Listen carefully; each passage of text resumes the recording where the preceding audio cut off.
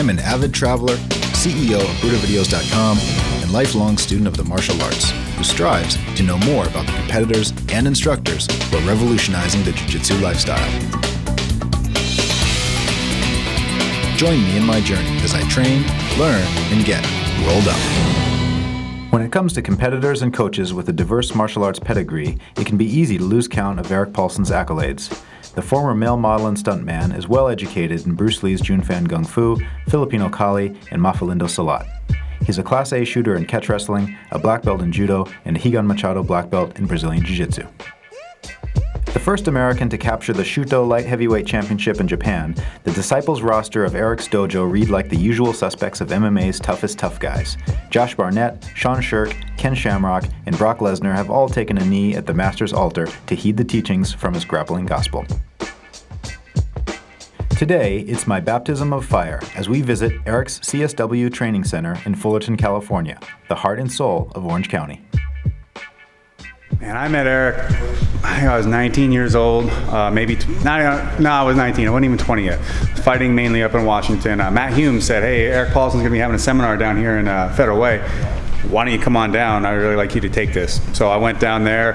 I'd already watched a bunch of Erik's tapes. I'd already known a whole ton about him by seeing him fight and having him fight my old trainer, Matt Hume. And I had a great experience at his seminar and continued to hit his seminar he did in Washington as possible.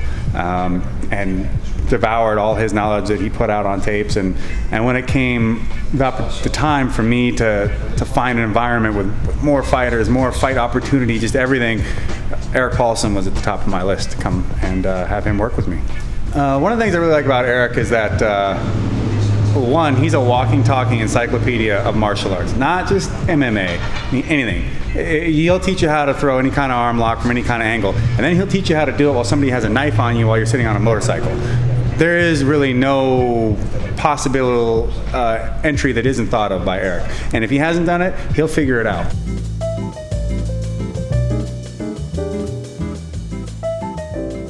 So Erik, you've studied a ton of different martial arts. Tell me a little bit about your training background.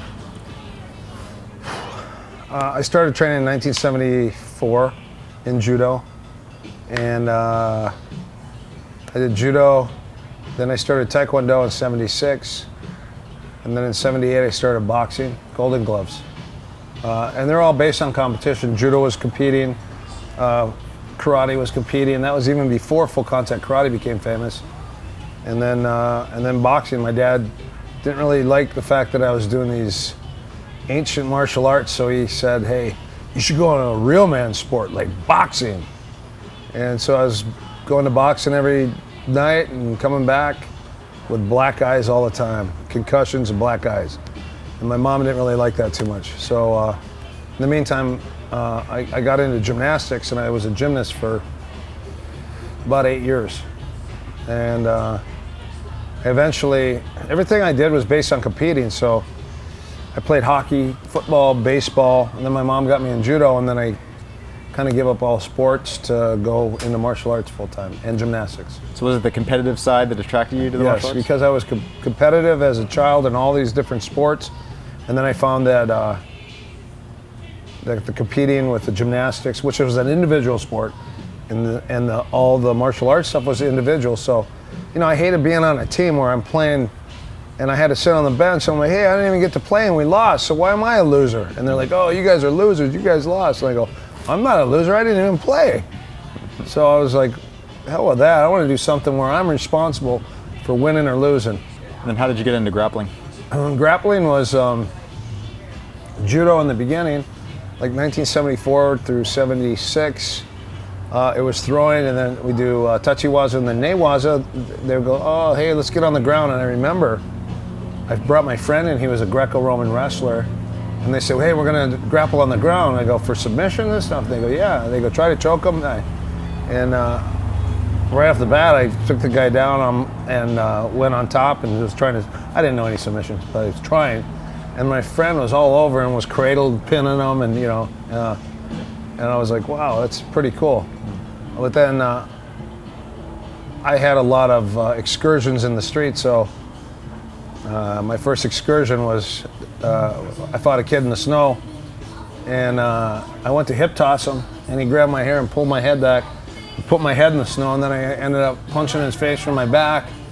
And I was like, damn, judo doesn't work. I need to learn how to punch and kick. And then I saw my first Bruce Lee movie in '76 in the movie theater. I think it was Game of Death. And I said, man, I got to learn how to do that. I need to learn how to hit people. So then I went into that. Bruce Lee was my idol at that time because he did everything. You know, JKD was everything. And then I picked up all these books as a kid, and I read about Bruce Lee. But then I read about Dan Inosanto because Bruce Lee he passed away in 1973. But Dan Inosanto was living in California, and I always read about all his training methods and his school and all the different things he did. And I said, man, I've got to go out there. I would like to see the Bruce Lee Museum, but more so I'd like to learn from Dan Inosanto. And so I researched and studied, and my entire goal was to get to California to train with Dan Inosanto. So you do that for a while, but you feel like there's something lacking in the grappling aspect, so then? Well, my brother's a wrestler, so every time we'd fight, I'd hit him and he'd take me down. And then it was all based on headlocks, and he used to always headlock me. And I was always fortunate because he had braces, so I would just, you know, or put my thumb in the back of his ear right here, or, you know, any way I could to get out. And I was like, man, I gotta learn how to fight on the ground. I ended up training at this guy's garage, Tim Tackett. He was under Dan Inosanto. And Tim trained with Dan Inosanto back in the old days. So Tim taught out of his garage in Redlands, and actually got an invitation. He said, you wanna come down? So we had it was all street fighting. It was a Wednesday night street fighting class. And it was all about slugging and grabbing a guy, body locking and taking him down, and then pounding his face. And then they go, hey, there's these Brazilian guys you got to check out. And this is like 87. They go, you got to hear about these Brazilian guys. They have an open challenge. They'll fight anybody. And so I thought, you know, hey, they go, hey, we will pay you to go do a private lesson with them. Everyone's going to pitch in, and then you get a private and come back and teach what you learned. And it was funny because I went to Jorge and Gracie's garage, and I got my first private. And he's like, hey, what would you do if I did this? And what would you do if I did this? And it was all, what would you do if I grabbed your chest? And it was all the stand-up self-defense. So I got all the stand-up, like the Gracie combatives, like stand-up stuff. I got all the self-defense stuff because I was training at that time. And Jorge was teaching, and I remember he grabs my shirt. He goes, what would you do if I grabbed you like this? And I go, pew, eye jab. But he goes, but let's say I'm tough and that doesn't hurt me. And I was like, I would hit your bicep 3 times and then he goes, well, but I'm still tough. And I go, what if I grabbed a sandwich and hell? And he goes, I'm still tough. And I go, and then he showed me an escape how to get to the guy's back and get in the submission. And I was like, oh, okay. And it was so funny because I thought I was going to go there and get my ass handed to me because they had this reputation of these. I mean, you don't know, Brazilian Jiu-jitsu, street fighting, ground fighting. I thought I was going to go there and they were going to just kick the shit out of me. It was just completely opposite because what happened is Jorge was the nicest guy in the world. And just like, you know, they hug you when you come in, they meet, they introduce themselves, they teach you, they show you some cool stuff. You get to grapple a little and then they give you a big hug and you leave. You're like, man, I can't wait to get back and do another private. So I got privates with him and Hoist for like 3 years in their garage. It was great. But I learned most of the stand-up stuff. Mm-hmm. And then I actually did a private with Hickson one time, and Hickson said, where would you like to start? And I go, do you think we could start on the ground? He goes, where? I go, I don't know. He goes, well, pick a spot. And I go, he goes, how about this? Do you know an arm lock? I go, yeah. And he goes, armbar me. And then he put an armbar on and he goes, all right, I'm gonna escape. In 10 seconds, ready, 10, 9, 8, 7, 6, 5, 4, 3, 2, 1. And he's tapping me out of an armbar. And then he goes, oh, very good. It's like Christmas. And then all of a sudden, he goes, okay, put a choke on me. And I put a choke. He goes, put it all the way on. He goes, ready, squeeze. He goes, 10, 9, 8, 7, 6, 5, 4, 3, 2, 1. He's choking. He's like, good job, Hickson. He's patting himself, and I was like, damn. Not only is he mean, he's funny. And I was always a comic. I actually chose stunt work over comedy, but I actually wanted to, I did improv classes, and I wanted to be a stand-up comedian originally. But so that's kind of, after that I was kind of sold. So I supplemented, I still train Thai boxing, Kali, Jung Fun kickboxing, silat, and then I go to the Gracies and I learn the ground stuff. Because I always still want to learn the top stuff, but I also want to become certified in a lot of different martial arts that I really was passionately involved with. And then I also want to be belted in jiu-jitsu. So I got them in the early stages when they were still in their garage. And then Horian moved to a big location, and then Hickson moved to Pico Boulevard, and that's where I trained with him for about 4 years. And at that time, Yuri Nakamura came in from Japan, and I was training at the Jet Center with Benny the Jet Urquidez, and I went to the Inosanto, I went by there, and they had a picture of a guy striking and kicking and kneeing and then throwing. It said salto and submission, and a submission. I go, wow, I wonder what that is.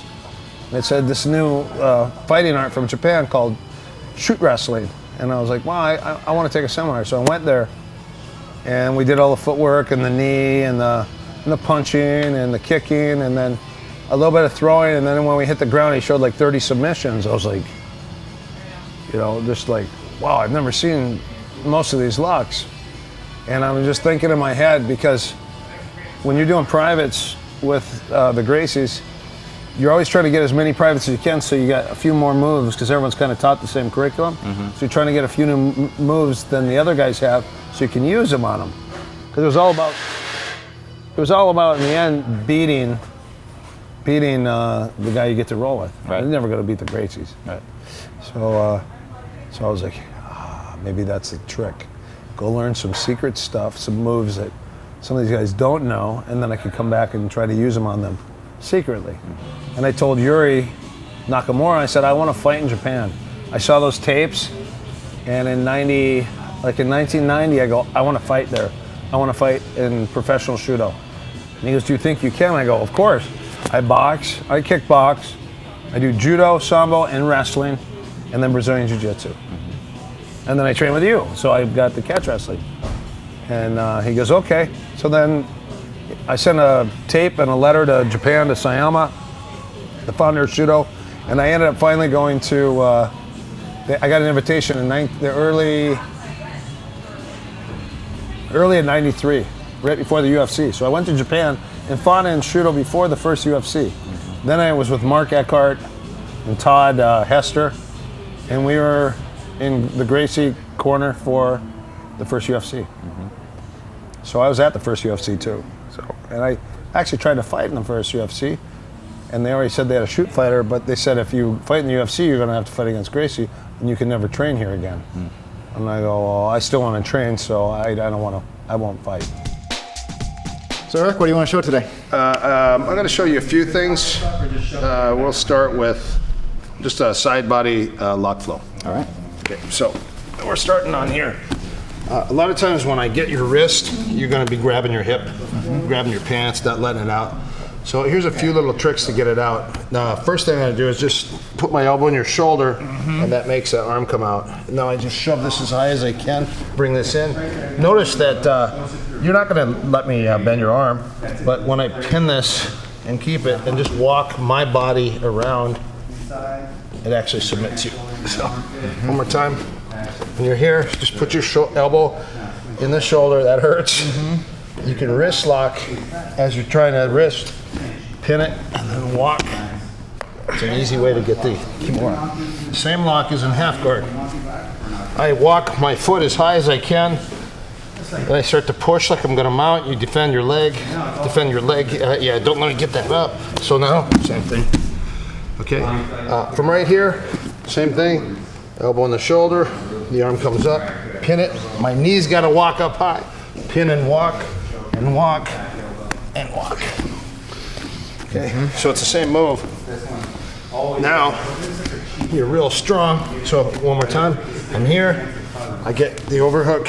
Now, I put my forearm, and I just grab my wrist. And all I do is just drive all my force and my weight. Just like that, sorry, okay? Tight, and then just short. Same move. Okay, so those are 3 different ways to get it from half guard, side control, and straight from the side control with the short one. So being a guy that's trained in jiu-jitsu and shoot wrestling and catch wrestling, what do you see as the main differences between the two? Jiu-jitsu is slick. It teaches you to move your hips, get in and out of situations, how to really defend your head, how to defend your arm, identify what you're getting submitted by, and get into a better position. Everything's based on real estate, prime position, inching your way in and out of things. Catch wrestling is based more on the takedown and the attack. And it's based more on just like, it's good for fighting because it's like hammer fist, rip the lockout, and then it's just a lot of wrestling. It's a lot of wrestling. So they've got a lot of submissions, about 150 different submissions. They're good at neck cranks, leg locks, wrist locks, bent arm locks, straight arm locks. And it was very diverse with the submissions. But like Hickson said, how many submissions do you need? All right. You know, you don't need 100 submissions. You need to be good. You need to take, you don't take 100 locks and do them 5 times, you do 5 locks 100 times. And so Greg Nelson said, jack of all, master of none, master of few, and jack everyone. And for competition, that's what it is. It's like you've got to have your game. And the higher level you get, it's your game. Like your game development. It's set in stone. Like I know what I do, my go-tos. You know, that's kind of what it is. The higher level you get, you just have a few moves that you could catch on everybody. Do you think you're a jack of all trades? Because you've studied a wide variety of different things. Yeah, but when you compete, you have to develop a game if you want to win. Right. If you want to teach, you could teach. You know, there's a lot of things that I teach. Sometimes that maybe I might not work for me. Like I don't like to do the omoplata because I'm not very good at it. You know, when I go for it, they always roll. So I use it as a sweep, but that doesn't mean a lot of my guys aren't going to use it or catch it because they're smaller, more limber. You know, the triangles, a lot of guys are really good at defending the guard now. So the triangles are, unless you're really great at them, like Ryan, I think it's harder to catch triangles. You need to still train them, but the game's changed so much, you know. Right. I don't know. So Eric, the first time I saw you was on TV in the WCC in 1995, and you came out with long hair, and you won your first fight, but the guy was pulling your hair the whole time. Next match you come out and your hair was cut off. With all due respect, what were you thinking coming in with long hair? Well, actually I had it in a bun. I tried to have it French braided by a lady and she didn't know how to do it. And I'm sitting in the back and go, you got to French braid it. The only reason I had long hair, for everyone to know, is I had a movie part. I was a Viking warrior in the movie Sinbad. We're shooting in Morocco a week after that event, and then it got pushed. And what's his name? Grieco? What's the actor's name? Richard Grieco? Richard Grieco got the part, the lead part, and they started recasting, so I lost the part. So I ended up doing a stunt part on Baywatch instead. And I was instructed by my guy, my coach, because he's a stuntman, don't cut your hair because you're gonna make a lot of money after this event, and don't worry about it. And I never planned to have my hair pulled, but everyone, when they saw my hair, they're like, pull those Goldilocks out of his head. Right. And yeah, it was stupid, but you know, and then I fought in the Pan Ams right after that, and sure enough, I got my hair cut. I wouldn't want to be so stupid to show up to a jiu-jitsu tournament with long hair again, where everyone would laugh, because I became world famous for having my hair pulled all over, everywhere I went. Everyone's like, hey, you're the guy that got his hair pulled for 18 minutes on TV. And again, it was only for a movie. Otherwise, I would have had my hair cut off. The only reason I had it is because I had a movie. I had a movie part, and it was a good paying part.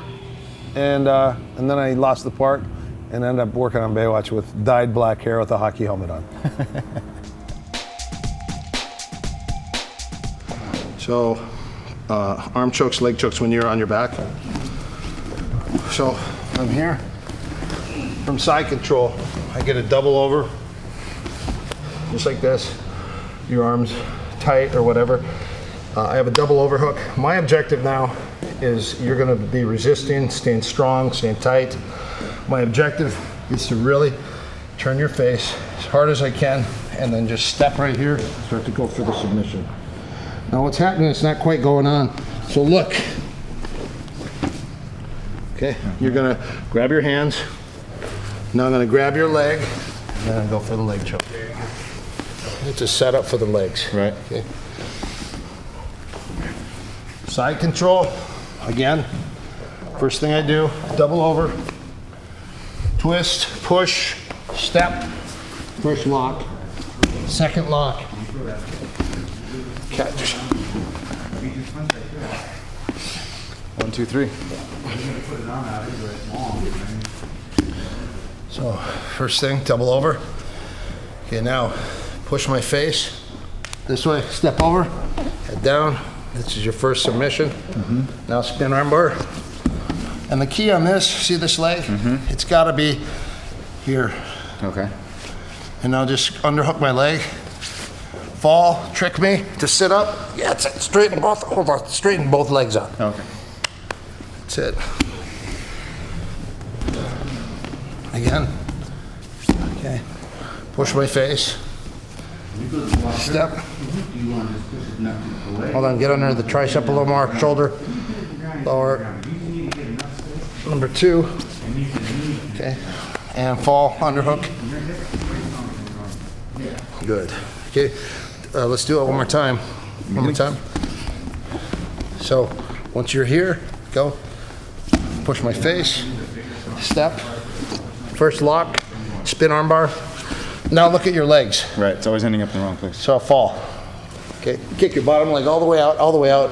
Yeah. Now just cross your feet down. Watch. When you cross, that's your catch, but not your finish. Okay. So you cross your feet. Now sit up and grab my elbow. Now undo your leg and re-kick it hard. Now reattach it. Hold on a little lower. And the second lock is the reverse shoulder lock right here. Okay. That's it. So let's look at that real quick.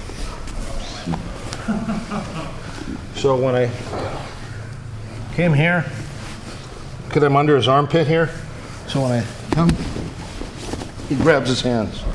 I sit up to trick him, I kick out. This is the first position.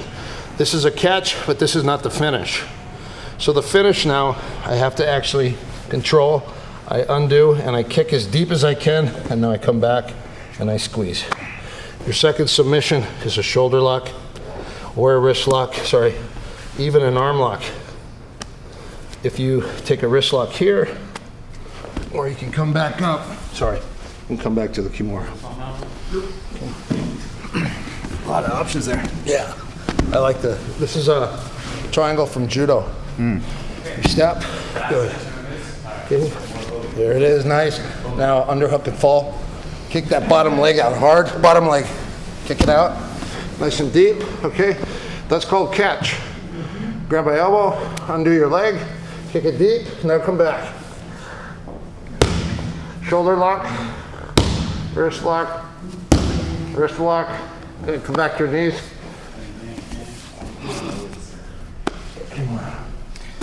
It's fun. Yeah, I like that one. It's easy, really easy to catch on people. The triangles I use a lot. Actually, my first fight in Japan, I won with the triangle when the guy shot on me. And it's actually, I learned it from judo. Here's basically what it is. Let's say you're up. You shot a double. So I sprawled here. Okay, now I underhook his arm. My knee comes in as deep as I can. My leg steps over here and I form a triangle. Now I dive. Now it's the same. You're gonna grab your hands. Now it's the exact same submission. Now you could go for this lock. What happens a lot of times is guys may roll back up to their knees. Other way. Yep. Come back and look. And this is sometimes where the lock finishes. It just gets worse. Yeah. And that's what happened. My opponent actually went to his knees. Kusayanagi. That was his move. The only reason I learned it was because I had to learn how to defend it from him, and then I ended up using it on him. So it's easy to catch. So it's the same move. if you're here, just underhook my arm, just like the arm bar. Underhook, knee tight to my shoulder, knee tight. This knee. To the shoulder. Right here. Put your knee down, knee down. Good, now step over my armpit. Yeah, put your heel and your knee together. Now, dive. Now look what happens. Hold on, undo your legs, there it is. Now I catch. Redo your legs, tight. Right here. Now I come up, I try to go to my knees. And that's the lock, that's a finish. Okay. It's tight. Right. So really, if you're laying down, the key on that lock is, I can just do it from a side control here. Look, step, dive, okay, catch. So here's your goal, catch, then this is really the key factor to the finish. Right. Is that bite. Okay. Because you're getting it, but maybe you wouldn't finish in it because of the fact it wasn't getting deep enough. Right. Okay, so side control. Okay, you step over my head. Now just spin and lay back. There it is, nice. Hold tight, tighter. And again, redo it again. And this is always, almost all the time there. Okay. The shoulder, it's a rotator lock. And watch this. If I was originally taught, just push. Okay, look at the distance, pull my elbow. Just, see? Yeah. So all you need really is just the pull, and then you need about 2 inches, and it's already on. Right. It's interesting, the first position, the catch you're talking about, because you're just crossing your ankles. You're not. I was trying to lock up the triangle from here. But Yeah, it's a catch first, and then you do it. then you lock it up tight. Yeah. Right. Now, I get that a lot here. So here's what happens. I get this a lot. I'll get to someone's side, and I'll stay here with the figure 4, and you're always going to defend your head, best defense. So a lot of times I go to step, and the guy's defending his head. So look where he's open. You ready? Now this is easy. Bang. To catch and to finish. Right. Come on up. So if you're on my back, nice and tight, no space, and I'm defending my head, and I know you're going to step over, look at where there's a space right here where I'm open. So you go to step over, I defend my head, step over the elbow, good, hold on. Now once you're here, fall back. That's it, leg all the way out. Catch, readjust, up, switch your legs. There it is. Yeah, that's it. All right. I find that's very easy to catch. Same thing, same move. You get an arm bar. You take a leg, he's defending his face. So you stay here. Okay, so you're gonna defend. You're gonna defend. You're gonna defend. You don't defend. Okay, one more time. Because this is all I need for my, I fake it, and then I flick. Ooh, there it is. That's interesting. Hook the leg. Hook my leg. Oh, yeah. There we go. Leg off my head. Hold on. There we go. Lay back. Grab the inner thigh. Your inner thigh. Other hand. Yeah, padlock. Okay. That leg's tight. Right. Good. So look at, fake it once, all the way over the top, flick it. No. And that'll get. Right. That's interesting. One more time. You sit up. Okay.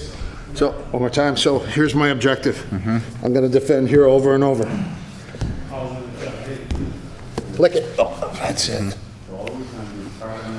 That's smart. So it's just like an easy way to catch that arm and just make it easy. I've heard that you are selective about the people you roll with. Why? I try to be. Okay, here's why. I used to roll with people all the time, and I'm very sensitive to energy. And a lot of times I would go home and I'd have nightmares, and just like bad nightmares, like monsters and stuff like that. Anyways, I found out later that I have a few people that I talked to. They did a scan on me through archangels, and they're like, your job is bringing energy home, negative energy home with you. He goes, what do you do? And I go, I teach martial art. He goes, you touch a lot of people, don't you? I go, yeah, every day. And so a lot of times when you roll with somebody, you'll pull the energy off them because you're dipping into their etheric layer, which is their protective layer. And some people are negative. Some people don't believe in God. They never pray. They party. They do a ton of stuff that's not right. You attract negative energy. It latches on you. It sticks to you. And a lot of times you're going to roll with guys and you're going to pull stuff off them. I pray. I meditate every day. I try to stay balanced and focused on what's right. And what happened is a lot of times when I'd roll with people that were negative, I'd end up pulling their negative energy off them, and then I would go home and unless you sage it off, obviously you're going to shower, but that doesn't always get it off you. Salt bath. I'll take like an Epsom salt bath, Epsom salt and oatmeal bath, sage or holy water. But even then, sometimes it's hard to get off. So you have to have it massaged off or have somebody clear it off. And I didn't know about clearing my space, like clearing my house, my room.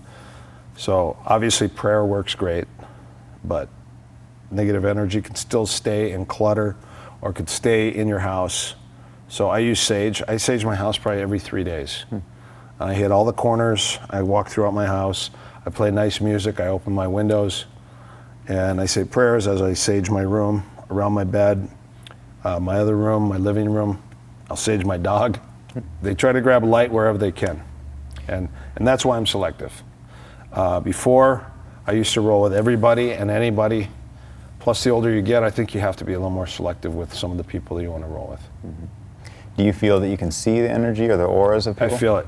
You feel it. You don't see it, you feel it. Well, I also look at people's eyes. I can read a lot by someone's eyes. Intention. Athletes are athletes, but some people, as you know, that still do martial arts or play or whatever, into martial arts to compete, they go out, they go to nightclubs, they party, whatever, strip clubs, and you're attracting a negative energy, or you're surrounded by a negative energy, and it latches onto you. Mm-hmm. And so, I got a guy, he brags about going to the strip clubs all the time. I'm like, great, I don't want to roll with you. Mm-hmm. And he's like, if I do, I want to beat you up. And it's not because he goes to strip club, it's because there's something about this, he thinks it's funny, but something about this energy. He's not adhering to what's the Bushido code, the way of the warrior, training, staying clean, clean mind, clean body, clean heart. That's what I believe in. Are martial arts a form of spiritual training for you, or is it completely separate? It is, because how do you feel when you don't roll for a week? I feel like I need it. Yes. So it's part of your life. A lot of people that train and stop training, their lives change and their attitudes change, and this keeps you balanced. It's mind, body, spirit. Martial arts keeps you balanced. For you to come in and just roll and train and you leave, your endorphins are up, you feel 100% better about yourself. Some days you have good days, some days you have bad days due to your biorhythms. And it doesn't matter. The biggest thing more than anything is consistency. The best students in the world are regular night students because they're here all the time. They don't get ready for a competition and train really hard and then just disappear for a month because they don't have another competition coming up.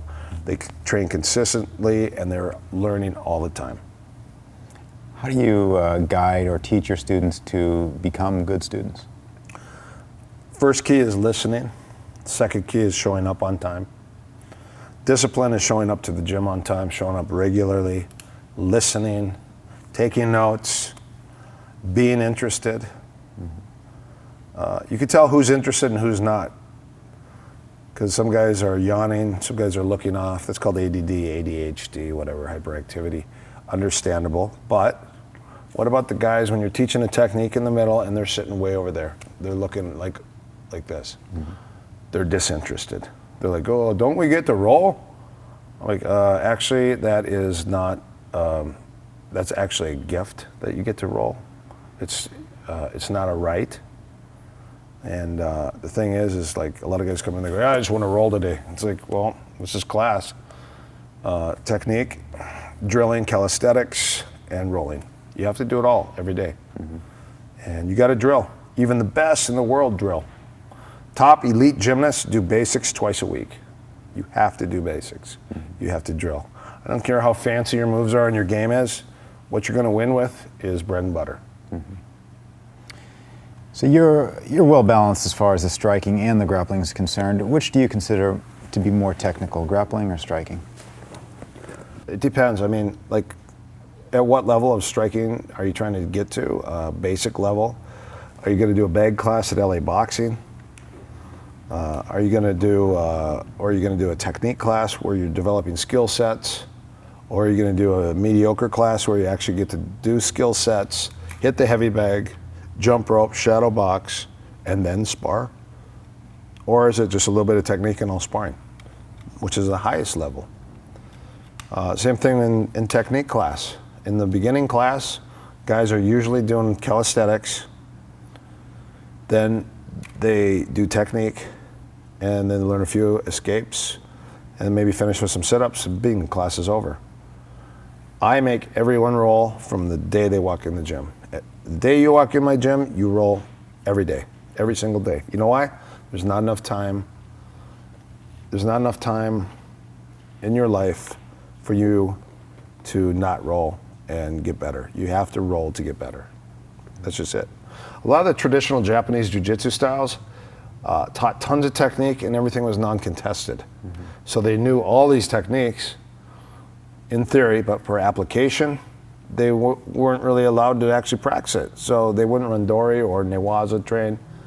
And that's the key to getting better. I mean, a baseball team, when you train people how to play baseball, they got to play baseball. Mm-hmm. You don't teach a kid how to do takedowns and wrestle without actually making them wrestle.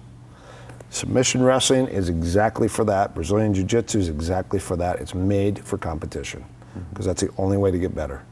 You can take class, you do technique, and you roll in class, you can get better. To get even better than that, you come to class, you do your calisthenics, your warm-up, your technique, you drill, you roll in class, and you compete. If you compete in one competition, it gives you up to 6 months or a year's worth of extra training and ideas and insight to the guys that just normally do class. Because you have an idea, you're like, okay, I think this will, oh yeah, I'm really good at this. And then all of a sudden you go compete, and every single person you're dealing with is trying the same moves on you, might know the counters, and might be full of piss and vinegar. And, or might be really athletic, might be a wrestler, so their mentality and their speed's a little different. So the intensity and their approach might be different. So you have to compete just for yourself to find out where you're at. That's why I competed, because I wanted to know where I was at. I learned a ton of stuff. I've been doing martial arts for over 30 years. I started in 1974. And I was like, man, I should fight again. I boxed. I fought in full contact karate, point karate. I competed in judo. And I was a gymnast for 8 years. So I was always into individual sports. And then in 1990, I was training with Yuri Nakamura and Hickson and Dan Inosanto. And then I had a Thai coach, and I had a bunch of different coaches, a boxing coach. And I said, man, if I'm training this much, I should do something with it. I want to see where I'm at. And there was no competition for that. It was either one or it was Thai boxing, Brazilian Jiu-Jitsu, judo tournaments, wrestling tournaments, boxing tournaments. Now you could do all of it. And they're like every weekend, sometimes twice a week. You can compete all the time. And at what level, this is up to you. Right. I mean, there's no wonder why the sport has flourished so much. And even your mom knows the name of the techniques. Mm-hmm. Yep. Your last fight, 2007, you came out of retirement and you had an MMA fight. You did a spinning armbar. Any more plans for competition for you? Well, when I came back, I felt great. I was training really hard. I trained for 6 hard months, like super hard. I was going to Lou Smith's training system. You know who he is? Lucius Smith? Oh boy. A lot of guys go, yeah, CrossFit. I go, yeah, CrossFit is mild compared to what Lou had us doing. But now everyone's picking it up and they're all, you know, pretty close, but it was very bad. It was hard. I would leave practice. Okay, first of all, during my practice, there were several times where I left my body at least 3 times. I was doing all the different rope exercises, and you got to go through everything, wall squats and all these things. But right away, there's no break. And I was like, ugh. And all of a sudden, I'm standing next to my body. I'm standing next to myself, watching myself, and go, man, you suck. And yeah, that happened. And then you leave, and you're so exhausted. I've never been that exhausted. So exhausted, so tired. You leave, and you look around. Woo! You just break down and start crying. That's tough. That's tough as shit. And you know what? If you want to do that and you want to train that hard, you could beat everybody, but that's a big sacrifice. And if you're going to make that sacrifice, you need the competitions to back it up. So I had 1 fight. I had 7 fights fall through right after that. Really? 7 fights. Wow. 7 fights fell through, and I go, you know what? I guess I'm not supposed to fight. I'm done. I re-retired. But another reason I re-retired is after I won and I did a spinning armbar, I fought Jeff Ford at HD Net, main event. I hit him, took him down with an ankle pick, underhook, spin armbar in 4 seconds when we hit the ground. I stood up, I go, thank you, and I blew kisses. I go, Gene LaBelle always says blow kisses, especially when you get booed. When you get booed, blow kisses to people. Anyways, I started blowing kisses. I go, thank you, and then I bowed. And they raised my hand, this guy goes, kill him, Grandpa! And I go, I quit. That's when I re-retired. Because I got called Grandpa.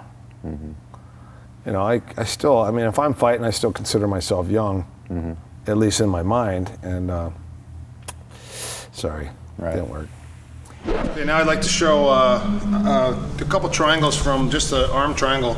This is actually really simple. I'll just show 3. When I'm in side control, this is one way to really just get the guy to defend this arm, and this is really easy to get. There's just a couple ways. Number 1 is I grab your shoulder, I block your hip, I put my shoulder on your chest, I put all my body weight forward, and slowly just walk to your head. Look at that, I'm choking him with my shoulder. You okay? Yep. He's gonna defend, perfect. Now, he knows that I'm gonna jump over, so look at his leg. So watch what I do with my knee. And then I just sprawl. Oh my gosh. Now my hands, tippy toe. Real simple. Good. Okay. So come on in. Your objective now is to put a V under my head with your arm. Grab my shoulder. Good. Now block my hip. Now see how your shoulder's on my face? That doesn't do anything. I'm comfortable. Drop it to my chest. Now, drop your hips, walk backwards. Look at, keep going, walk it back. Look at, it's choking me, so I've got to start to duck. Keep your head down. My knees up, just jam your knee through. Sprawl. Head down. Oh, hold on, walk away. That's it. So, here. Head under my head, get out as far as you can at a 90 degree, and then go on your tippy toes. Okay.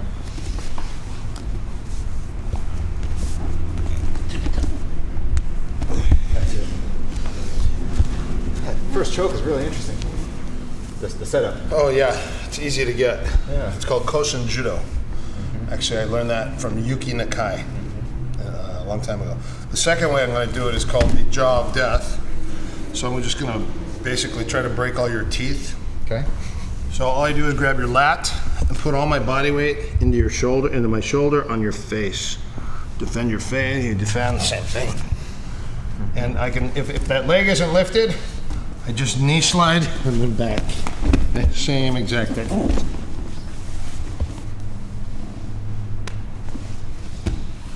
Can I see that first part again? The jaw of death. Grab the lat, and then put your shoulder down, and then up into their jaw, and then drop all your body weight on their face. See, that sucks. That's awful. And there's no effort. Grab the lat, block my hip, drop all your weight in your shoulder, put it on my face, and walk. Hold on. Gotta be up a little higher. Keep going. There. Drive. There it is. Now, wait. Now, if I just push and jump your knee over and back your knee through, another leg all the way. Head down. Woo! That's tight. Good stuff. Erik, you spent so much time exploring various traditional martial arts and probably distilling the best parts of those into your own system. As a new student, is it more beneficial for me to just learn those best things that you've selected, or should I go and explore those arts on my own? Well, you don't have to, because I have done that for you. And I try to extract. Everything that I try to extract is based on high percentages because of competition. Now, do I teach stuff in class that some guys aren't going to use and that might not work for some guys? Yeah, of course, because you train everyone differently. There's not one mold for every single person. Some people do that. Hey, I train fighters, this is my routine. No way, everyone's different. Light guys can run more, so they can hit 2 lights instead of 1. Heavyweights, most heavyweights don't run. Most heavyweights put forth a ton of energy and effort into their training, so their practices are usually shorter. The light guys can go forever. Smaller guys are faster, more resilient. Everything is different for every single person, but everyone has to run, everyone has to shadow box, everyone has to hit the bag, everyone has to roll. And the biggest thing is getting guys here regularly as a commitment to getting better. If you want to make it big, sacrifice is everything. And what sacrifice? Sacrifice is what I saw on the wall at Gracie Baja when Fatoza was teaching up there in Lake Forest. I walked in the school, and right above the toilet in the restroom it says sacrifice, giving up something good to get something better. And I always remember that. Sacrifice. Sacrifice is what you want. What do you want? The biggest thing in life is your balance. And I know many martial artists, and I know I was off balance, but I know many martial artists that really ruin their lives because they're off balance. Because everything's training, talking, watching DVDs, training, you're gonna burn out. Moderation. 4 things. Number 1, where are you gonna go when you die? That should be your first concern. Secondly, is your family. Can those two be brought together? Yeah, of course, because that keeps you stronger. Those who pray together stay together. Number 3 is your job. Number 4 is your passion. If number 4 is before number 1 and number 2, you're gonna have a hard time. Because, I've trained with some people and I go, do you go to church? They go, no, the dojo's my church. I'm like, oh, okay, all right. So when you die, why don't you just stay in the dojo? Because that's what's gonna happen. You don't believe in God, he doesn't believe in you. Right. Now I imagine when you were younger, you were not balanced. You were probably all focused on training. I was crazy. But would you be as good as you are now if you were in balance the whole time? I would have been a little bit farther along in life, probably, I think. I mean, I'm doing fine, I'm happy, but I probably would have been married younger. And one thing I know that some of the guys say is the best students to train or fighters to train are those who are married. Because they're not out chasing women. They're not concerned about going out at night and chasing women. Right. They've already got their woman, they're bound, they're strong, they have a good strong house, good strong family, and they can focus on what's important. Now, if your passion is your job, that's number 3. So for me, 3 is my job. and my wife works with me at the gym and travels with me, so that's easy. And therefore, the biggest thing for me, every morning when I wake up, I do a meditation, I do a prayer all the time. I always say thanks, I'm gracious.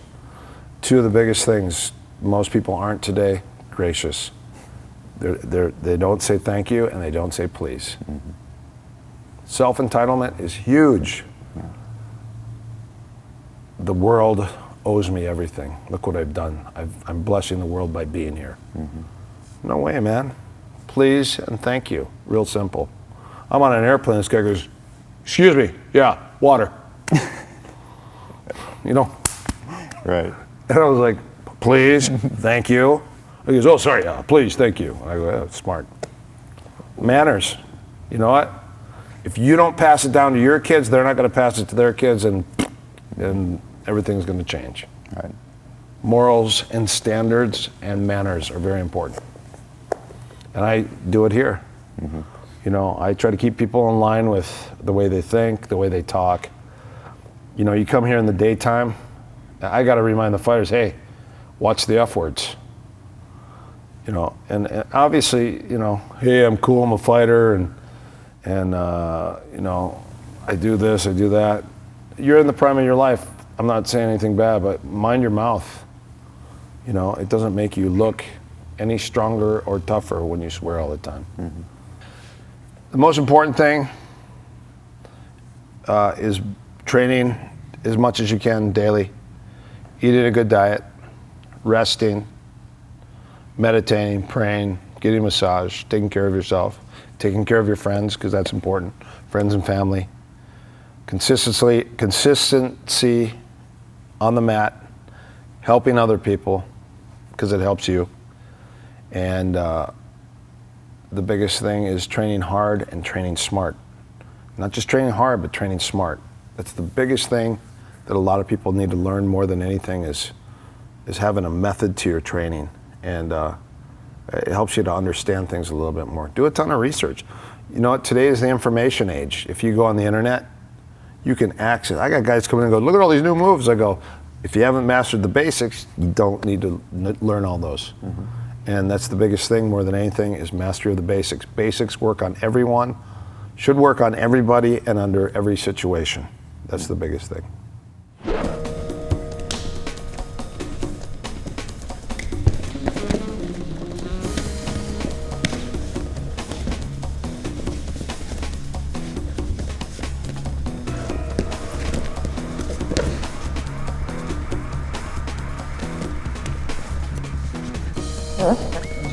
It wasn't me. That was not the match. That was Jake.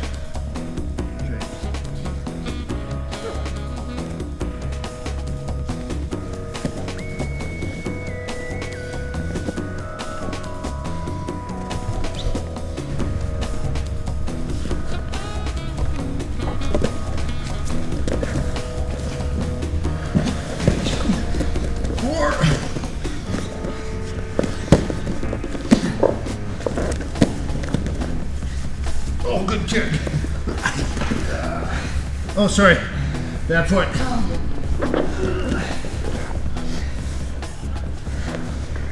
Down to you again.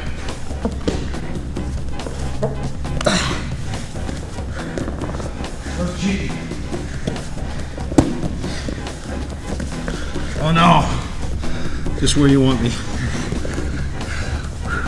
You okay, sir? Yeah. Try not to put too much weight on you.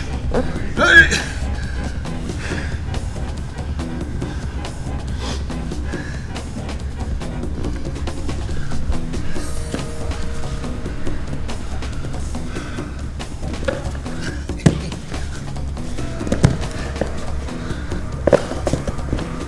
Oh, sorry.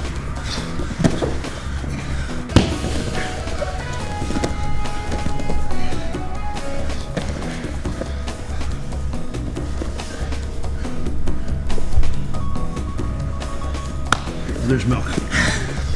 Smother.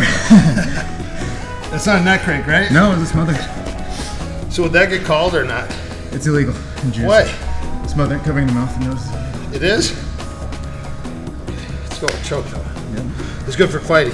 Right, sure. Oh no!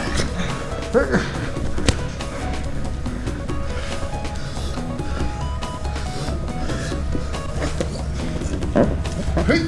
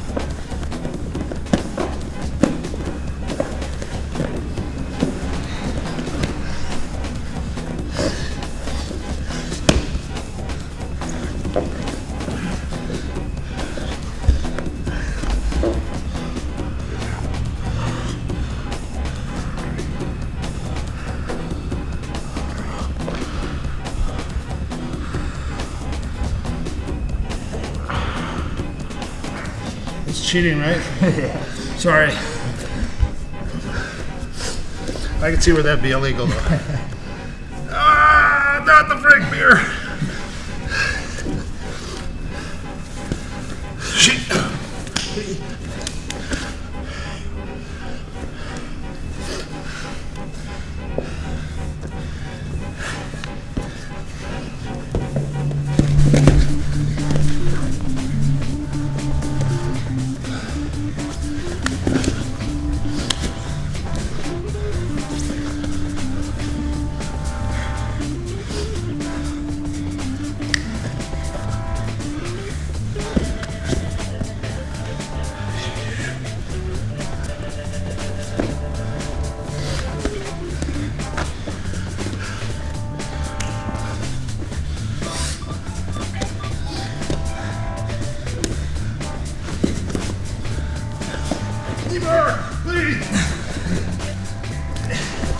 Tickle torture.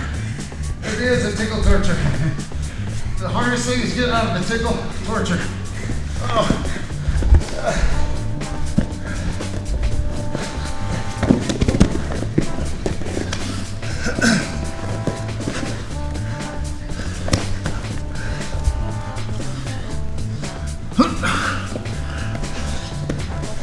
What does you?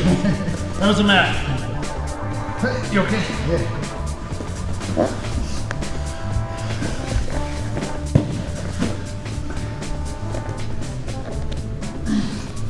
Yeah. You okay? Good. Keep going.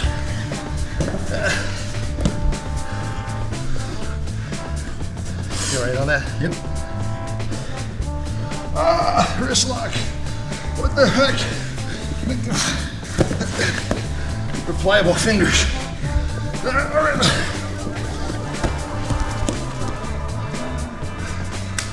No player's game is ever complete. Evolution requires a lateral thought process, and improvement stands in need of knowledge. Technique harvested from systems of supplementary disciplines, properly fused with an existing jiu-jitsu model, can only elevate overall effectiveness on the mats. If the grappler is willing to accept wisdom, a piece from here and a piece from there, despite the unorthodoxy of source, odds angle much better in the direction of victory. With that, they'll be far less likely to find themselves getting rolled up. Erik Paulson comes back and wins with an arm bar. Wait, we gotta go a little longer. I'm trying not to put too much. You're doing great. Play. If we can play, then you can last. So I don't put my weight on you. Sure. Whew. That's fun.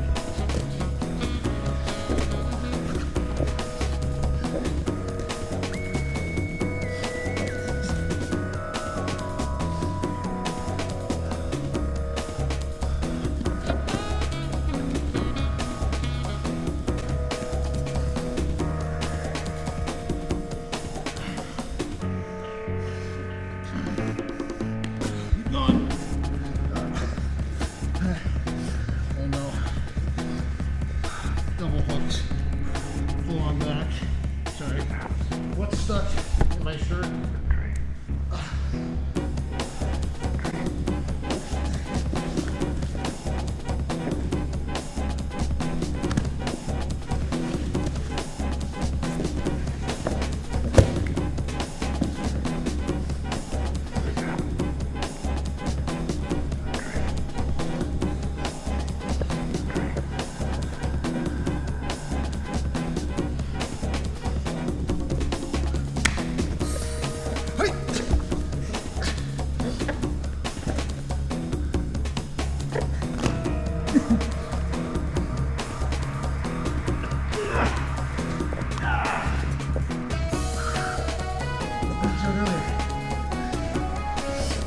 I'm 1 for 0.